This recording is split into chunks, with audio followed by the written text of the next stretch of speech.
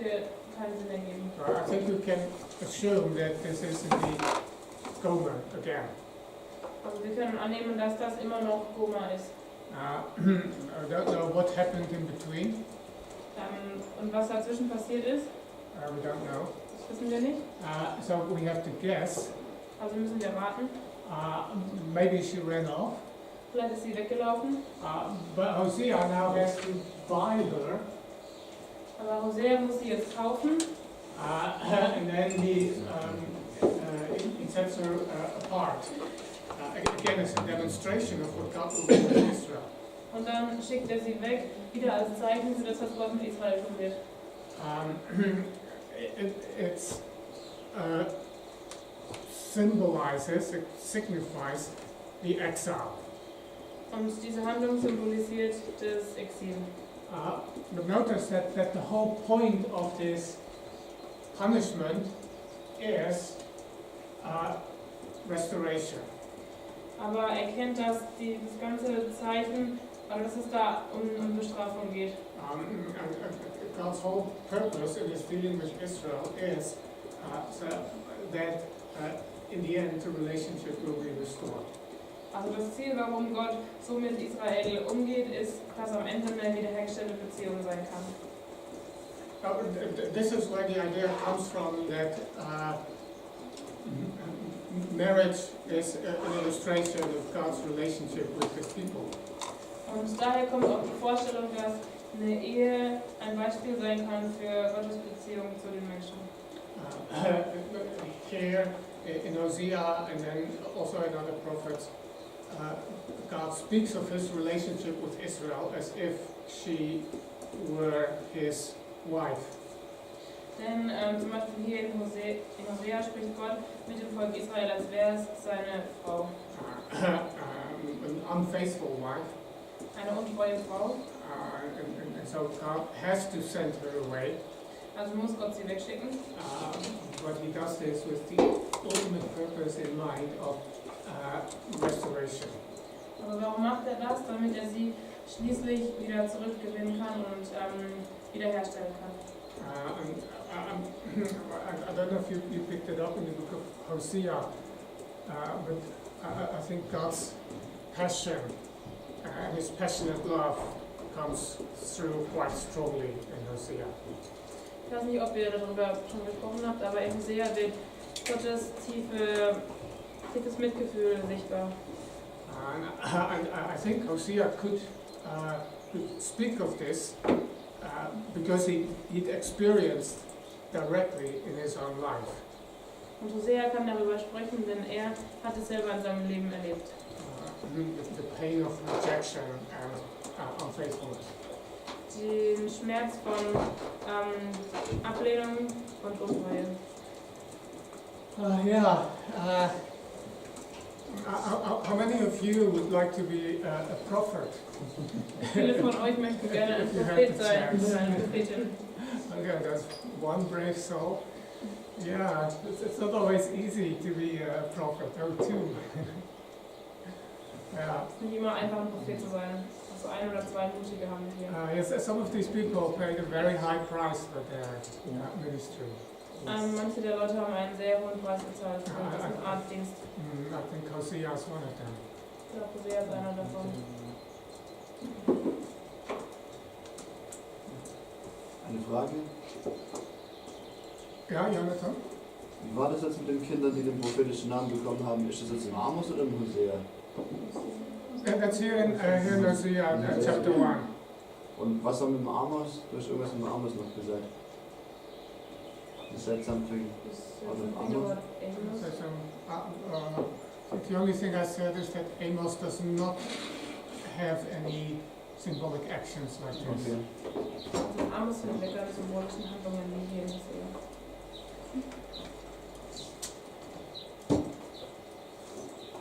Yeah, Maya? Would you say that the task of prophets in the days of the Bible changed to today? Oh. Like in the Bible they always have like this message of return, otherwise this and this will happen. And today I feel like it's more like an encouragement. So, do you think there are still prophets like this today? Die Frage ist, ob die Propheten damals eine andere Aufgabe hatten wie heute. Denn in der Bibel scheint es mir so, als würden sie sagen, fällt weil das ist manchmal eher eine Ermutigung. Yeah, that's a good question. I think there are a few differences. Also da gibt es ein paar Unterschiede. For one, a prophet in the Old Testament had to get it right. He couldn't afford to be wrong. Also das eine ist, der Prophet im Alten Testament, der musste es richtig verstehen, der konnte es nicht falsch verstehen.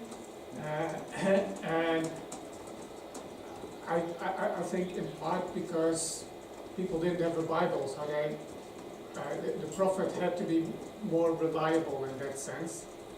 Und ein Grund dafür ist, dass sie damals keine Bibel hatten und der Prophet ist halt, also was er sagte, war wichtiger und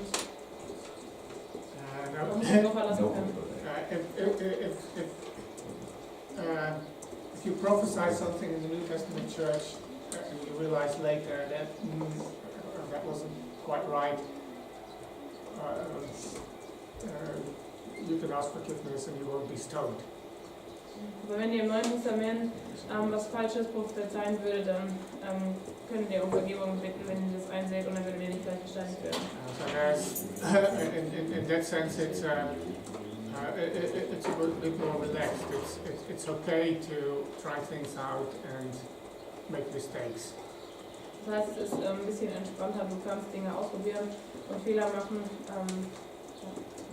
I think you're right. There's also that shift in emphasis. Und man sieht aber auch die Betonung von dem Schwerpunkt. The way Paul puts it in, what is it? I think it's 1 Corinthians 14. Yeah. 1:14. Was in 1. Korinther 14 steht. That prophecy is intended for encouragement, correction, and exhortation. Dass Prophetie dazu da ist, zu ermutigen, zu korrigieren und zum Aufbauen. Yeah, so I mean, the correction is still in there. Also die Korrektur ist immer noch drin. But encouragement stands in first place now. Aber Ermutigung ist an der ersten Stelle. But I think that's also because you can assume that the New Testament people of God are in a better place in their relationship with God than the people of Israel here in the Old Testament. Was anderes, was wir betrachten müssen, ist, dass die Leute im Neuen Testament an einem anderen Ort sind, wie die hier im Alten Testament. The emphasis here on warning and judgment has everything to do with the fact that the people are not responding to it. Also warum hier das Gericht so sehr betont wird, ist, weil die Leute eben nicht auf Gott hören und auf ihn reagieren oder antworten. The change in emphasis also has something to do with the audience. Und diese veränderte Sichtweise oder Betonung hat auch mit den Zuhörern zu tun. Emma? Is it possible also that it should be highlighted that after Christ died and was resurrected, then also we have the Holy Spirit in us? Yeah. So the goal, the goal of the prophets is different, because at that time the Spirit of God would only really come on the prophets or the kings and not the common man as much. Whereas now everyone has the Holy Spirit, so therefore the prophets, yes, there's still prophets, but the basis of what they do, I think, has to change. The same need is not there. Yes. Ja, sorry. So, muss man nicht auch die Veränderungen betrachten, dass im Alten Testament der Geisteskern auf bestimmte Leute gefallen ist, zum Beispiel Könige oder Propheten, aber nicht auf alle, und im Neuen Testament durch den Heiligen Geist können alle eben Gott hören und Prophetien erhalten. Deshalb ist es eine andere Sichtweise. Yeah, so that's a third significant difference. Der dritte wichtige Unterschied. The Holy Spirit is given to everyone, and so in principle, each of us could prophesy. Der Heilige Geist ist jedem von uns gegeben und jeder von uns könnte prophezeien. Yeah, in my understanding, Yes, I go with the Holy Spirit will lead the people. Even in Hebrews also talking about that in some aspect. Like in Old Testament, people does not know the will of God. So people come to the prophet, one who has the Spirit, and to know the will of God. But in New Testament, God already, God had a relationship, started a relationship with all humankind through Christ. So that curtain is gone. So everybody is access to God to know the will of God in a personal level. Like for example, I no need to say to Jonah what is God's will for his life. He can actually ask God. That's a freedom. But the Paul put it, that gift, it is actually encouragement, comfort, and upbuilding. So that's the way the church understood in the New Testament. So, not searching for the will of God, but sometimes it can be like sometimes God can speak, but that is not the purpose. That's actually challenge today. People try to go to the prophets and asking for what is the God's will. That is actually not in the New Testament aspect, but in the Old Testament, that's very clear. Yeah. Oh, and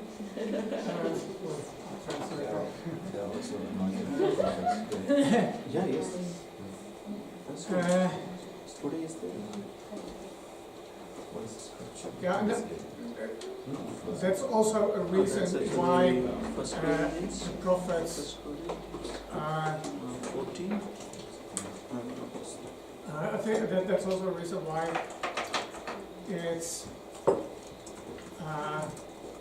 in a sense, less crucial to get it perfectly right when you prophesy. Was man dazu auch noch sagen kann, ist, dass es nicht unbedingt hundertprozentig, oder dass es nicht mega schlimm ist, wenn man das Dinge nicht ganz richtig versteht von der Prophetie. Because each believer has received the Holy Spirit and therefore is able to discern and communicate with God directly. Denn jeder Gläubige hat den Heiligen Geist in sich und kann deshalb unterscheiden, ob es von Gott ist oder nicht. As you say, in Old Testament times,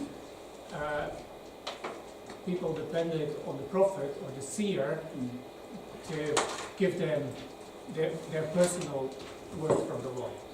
Und wie du gesagt hast, war es im Alten Testament der Prophet oder der Seher, der den Menschen ein persönliches Wort weitergegeben hat.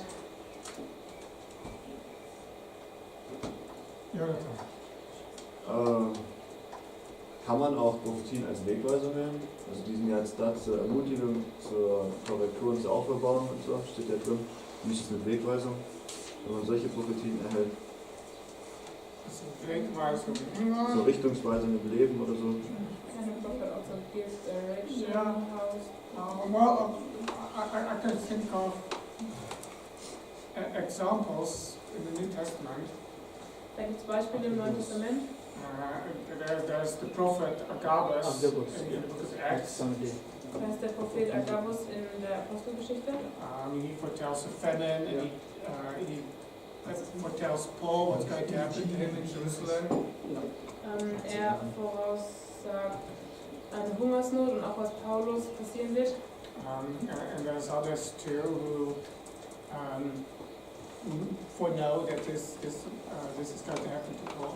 Und da sind auch andere, die voraussagen, dass das mit Paulus passieren wird. But that's not giving talking about the family will come and you will be in prison, but not giving advice, Paul, because Agabus is not giving that, but in the Old Testament is giving that advice. What should you do and what are the steps you need to take? Here, kind of giving that, you will going to face. That's reason Paul still decide to go there. That's actually the will of God. Because Paul know the will of God. Yeah, that's true. It doesn't tell Paul what to do. Yeah. In Acts 12, when the church in Antioch is together for fasting and prayer. In Apostelgeschichte 12, wo die Kirche in Antiochien zusammenkommt zum Gebet und Fasten. That's where the Holy Spirit speaks, and it's to them together, and there it is directional, tells them what to do. Also da spricht der Heilige Geist zu ihnen und gibt ihnen Wegweisungen. Also thinking of what Paul writes about Timothy. Auch wenn Paulus über Timotheus schreibt.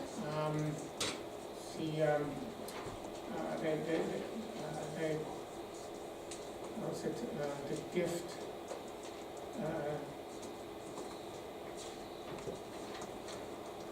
I would have to look this up. I'm not sure if I can find that separately. I'm thinking of Paul laying hands on Timothy, praying for him, for his gift to be released. I think that's also on the basis of the prophetic word. Also da, wo Paulus für Timotheus betet, wo er betet, dass er die Gabe des Heiligen Geistes empfängt, ist auch eine prophetische Handlung. So I wouldn't go so far as to say that God will never give a prophetic word that points direction or gives direction for someone. Ich würde nicht sagen, dass Gott nicht so weit geht, durch ein prophetisches Wort Korrektur zu geben. But it's relatively rare, and usually, in that case, it's prepared. I think it's unwise to make a major change on the basis of nothing but someone giving you a prophetic word. Ich glaube, was schwierig ist und was wir nicht machen sollen, ist, dass wir unsere Perspektive ändern, nur wenn jemand ein prophetisches Wort gibt. That's too little foundation. Das ist eine zu geringe Grundlage. Okay, Binu? But my observation, when it is a commissioning someone and or to taking like an apostolic succession, we clearly say that how to say Paul or some other people anoint them. That's God already spoke with them, and that's actually communicate. So that's actually we see in Timothy and how is very direction. That's actually give the direction. But apart from that, the concept which I already mentioned, though I want to know the gospel like today approaching how to say black magic or things like that is not the New Testament. New Testament concept. Yeah, so That I mean. Yeah, so Of course. the prophetic word functions as a confirmation of something that was already there. Yeah. Also das prophetische Wort kann als Bestätigung dienen für etwas, was schon da war. Emma, you wanted to jump I in? was basically going to say the same thing, like, because we have the Holy Spirit. I think people still speak in prophetic words, but it's necessary that it's already confirmed, either something that God has already said to you or something else. Yeah. Because God's never going to speak something to you from someone else that He's not going to speak to you Himself. At least. Yeah, I think it would be unhealthy to be so dependent on somebody else's relationship with God. So yes, how Paul prayed for Timothy that he gets the gift of the Holy Spirit. The Holy Spirit is a person, and when I'm a believer, then the Holy Spirit lives in me. So I don't understand why Paul has to pray for Timothy that he gets the gift of the Holy Spirit. Do you have the reference there? No, Oh. I just took the Because I example. don't think it's the gift of the Holy Spirit. It is a gift, a ministry gift. Ah, okay. that he receives. It's a ministry. Okay. Yeah, not the gift of the Holy Yeah. Spirit. Yeah. Okay, that was excursion and something else. Aber das ist ja komisch formuliert. But yeah, so those are at least three or four significant differences between prophecy in the Old and the New Testament. Das sind immerhin 3 oder 4 Unterschiede zwischen Prophetie im Alten und Neuen Testament.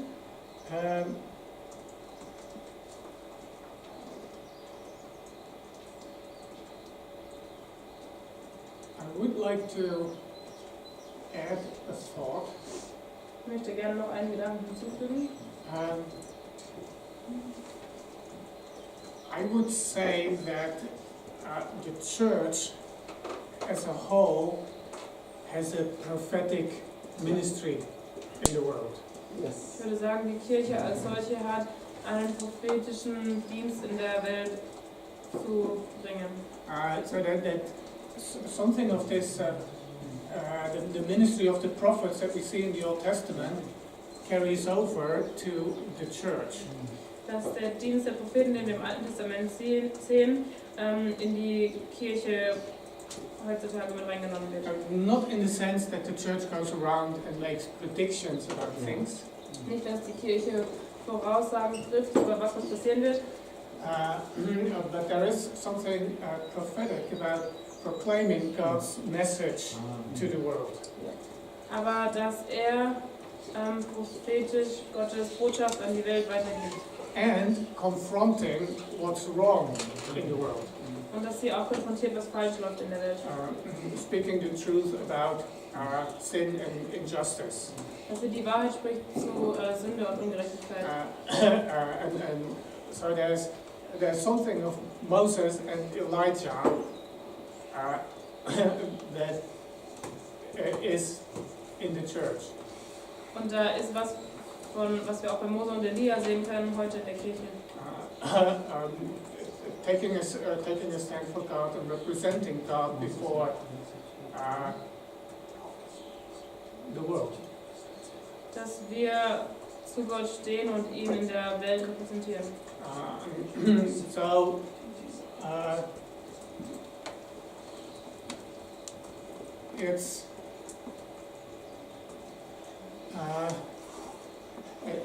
it's part of the threefold ministry or anointing that God gave to humanity in the very beginning. Und das ist Teil des dreifältigen Dienstes, den Gott der Menschheit gegeben hat schon am Anfang. King, priest, prophet. König, Priester, Prophet. Adam lost it. Adam lost it. Adam hat es verloren. So then we get individuals or one of these three. Und dann bekommen wir eine der dreien. But in Christ, the three come together again. Yes. Und in Christus werden die drei wieder vereint. He's our king, he's our high priest, he's the prophet. Er ist unser König, er ist der Hohepriester und er ist unser Prophet. And in him, this threefold office for humans is restored. Yeah. Und in ihm ist dieser dreifältige Dienst wiederhergestellt.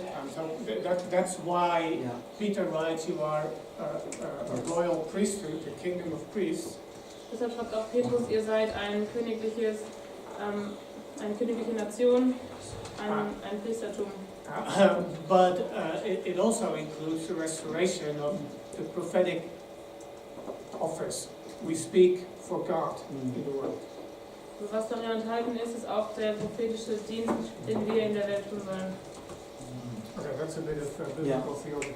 Yeah, yeah. Das ist ein bisschen was zu biblischer Theologie. Well, I think if you say Adam lost it, so it was Adam's role to be, and Jesus restored it, that means that we today are also called to take that up again under Jesus' lordship. Yes. So Yeah. that's actually understanding of the kingdom. God is the King of Kings and ruling. That's actually a kingdom aspect. And next one, that's actually meeting with Moses and Elijah and the meeting tent. So the Peter understood that. So then he said that we can stay here, the glory.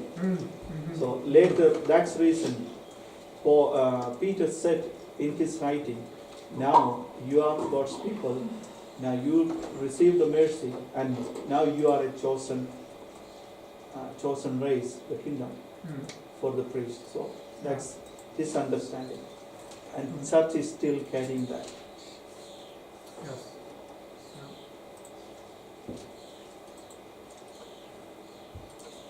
It's also an aspect that it's written when we shall ask for a gift and for the gift of prophecy.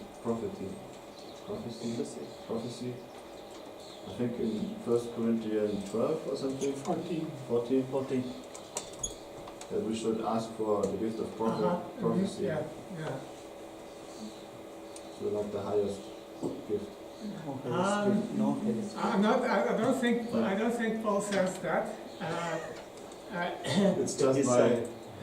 Because in Just chapter the words. 14, it's really about speaking in tongues and prophecy. Yeah. When it comes to the church being together, then Yeah. prophecy is worth more than speaking in tongues, because prophecy builds up. Yeah, Okay. build up. So- That's the reason. Not necessarily that prophecy is more than is Okay. more valuable than the other gifts. So in the context of the church, or what? No. Sorry? In the context of the church, when I'm in the church setting. Yes, when Yeah. when the church meets. Okay. Also Paulus sagt, dass wenn du in der Kirche dich triffst, dass dann Prophetie wichtiger ist als Sprachengebet, weil Prophetie aufbaut. Aber er sagt nicht, dass Prophetie höher ist als Sprachengebet oder eine andere Gabe. Okay, back to where we were. So that's symbolic actions. Zurück zu den symbolischen Handlungen.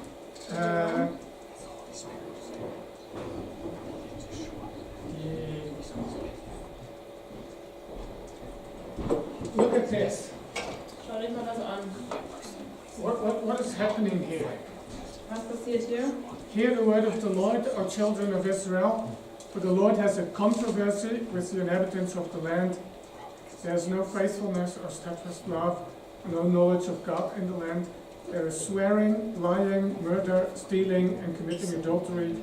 They break all bounds, and bloodshed follows bloodshed.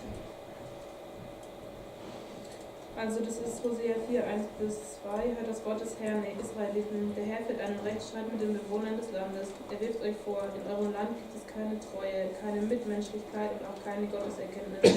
Ihr flucht und lügt, mordet, stehlt und brecht die Ehe. Eine Bluttat reiht sich an die andere. So, what is it, actually, that translation puts it very well, but what does it mean that the Lord has a controversy with the inhabitants of the land? Was ist da gemeint, dass Gott einen Rechtsstreit mit den Bewohnern des Landes führt? Oh, it means he's upset with them, unhappy. And so what does he actually do? About,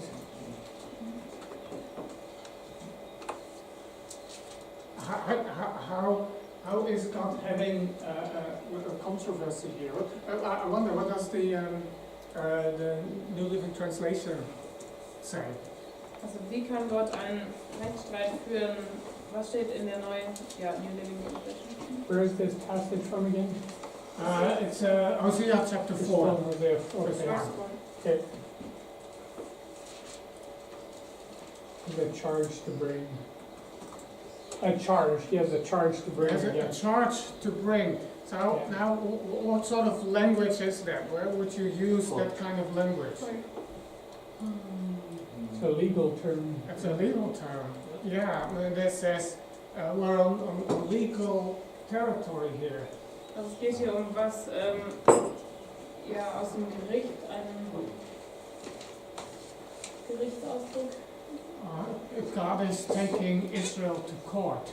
Gott nimmt Israel mit vors Gericht. So this form is called a covenant lawsuit. Pretty good, I think.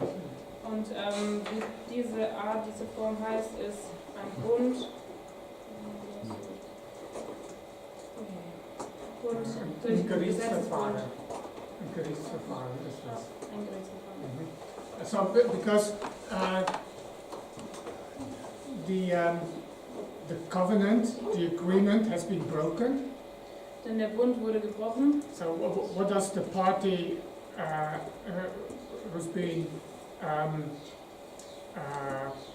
who's been mistreated, what can this party do? Und die Partei, die schlecht behandelt wurde, was kann die jetzt tun? Well, can take it to the judge or to the elders who speak justice. Sie kann das zum Richter bringen oder zu den Ältesten, die gerecht sprechen werden. What then follows is the indictment. Danach folgt ein anderer Teil. The and the verdict, the judgment. Und das Gerichtsurteil. So, makes sense, but that's how it works in a court of law.